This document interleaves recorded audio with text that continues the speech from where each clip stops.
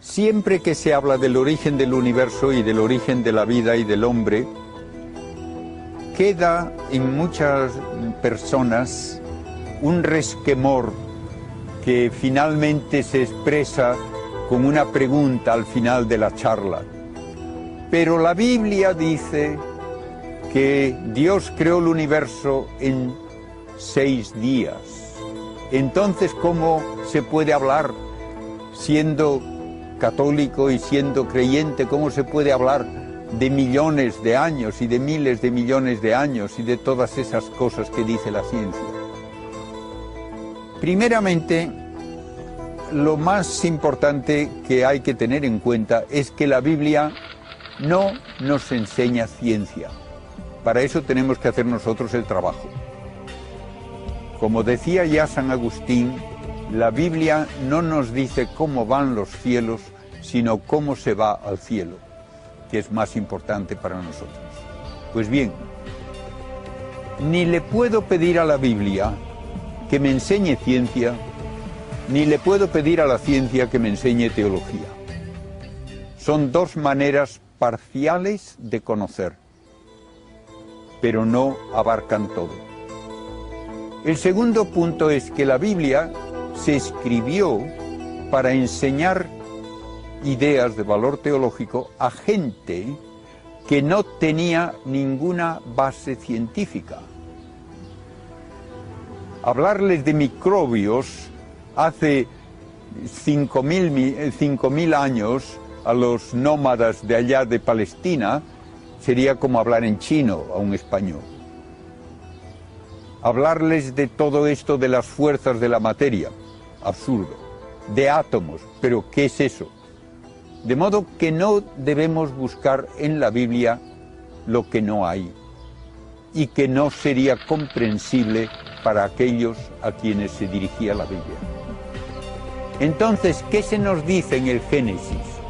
Se nos dice de una manera muy hermosa lo que era importante para la gente de aquel entorno y de aquel tiempo, que todo cuanto hay de bueno y de orden en el universo viene de Dios y que todo está dirigido al bien del hombre, porque el universo está hecho para nosotros, para que nosotros podamos conocer a Dios y finalmente participar también de su vida y de su felicidad. Y lo dice con una parábola muy bonita. La parábola, que no se dice en ningún sitio que sea parábola, pero que se ve en el desarrollo, es cómo un padre prepara una casa para sus hijos. Y la Biblia nos dice cómo Dios prepara el universo para que sea la casa del ser humano, que va a ser imagen viviente de Dios. Y siendo imagen viviente merece el nombre de hijo. Y así, en esos 6 días de la creación, hay 3 días primero en que se prepara el terreno, el entorno para la casa, y otros 3 días en que se amuebla. El primer día hay puramente un caos, y para un israelita el caos por excelencia era un mar alborotado. De modo que lo primero, hay un mar tenebroso, oscuro y todo alborotado. Entonces, el primer paso del creador inteligente es decir, que haya luz, que vamos a hacer algo interesante. Entonces Dios hace la luz. ¿Y de dónde viene la luz? Pues no hay estrellas, no hay sol. Para aquella gente no importaba. Dios puede hacer que haya luz. ¿Por qué ha de ser del sol o de las estrellas? Entonces hay luz. Y entonces Dios separa un periodo de luz de un periodo de tinieblas y tenemos el primer día. ¿Y qué es un día? Pues un periodo de luz seguido de un periodo de tinieblas. ¿Tiene que tener 24 horas? No. Eso no era importante. El segundo día hay que hacer un hueco en eso que parece que es todo un mar revuelto.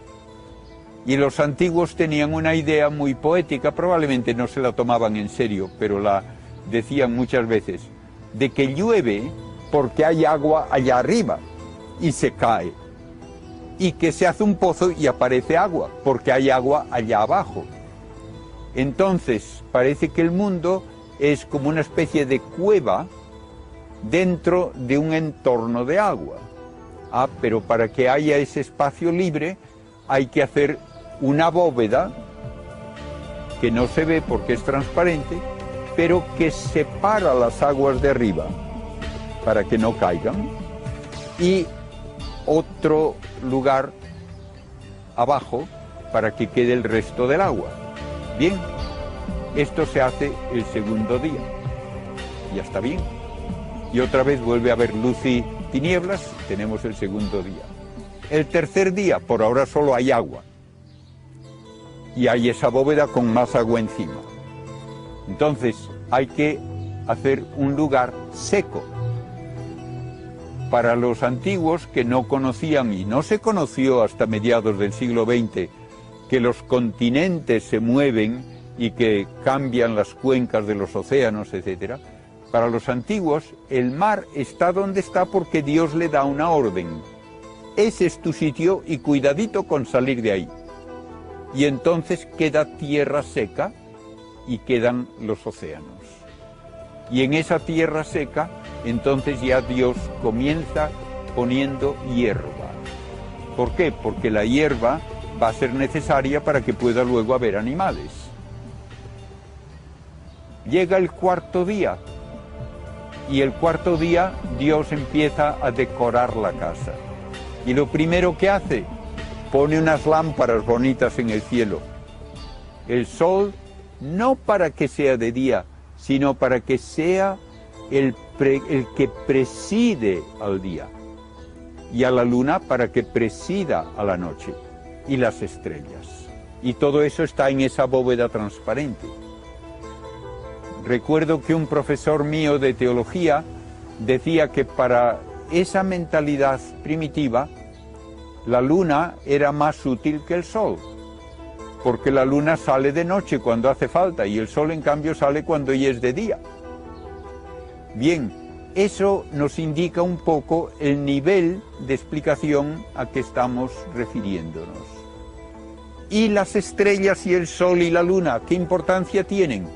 Pues era importante para los israelitas el darse cuenta de que no era verdad que las estrellas y los astros fuesen dioses, que no era verdad que dirigían los destinos humanos, que toda la astrología es puro cuento, que los astros son servidores de Dios y servidores del hombre, y sirven para que haya estaciones y para marcar un calendario con fiestas religiosas y que pueda haber orden en la vida.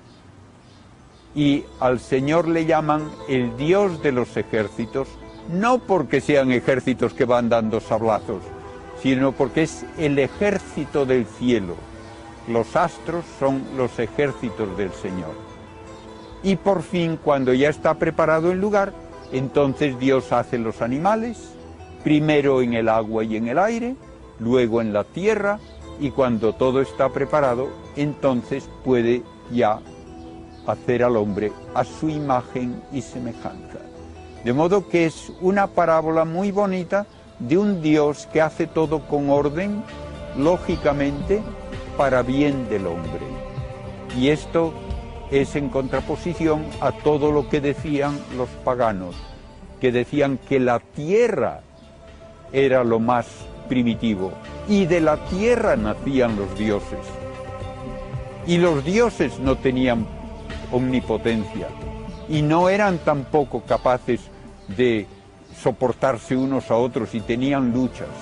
Todo ello queda borrado de este modo tan hermoso de la Biblia de hablar de cómo Dios crea todo para bien del ser humano, para nuestro bien, porque nosotros somos los únicos que conocemos a Dios y obramos libremente, y por eso somos su imagen y semejanza.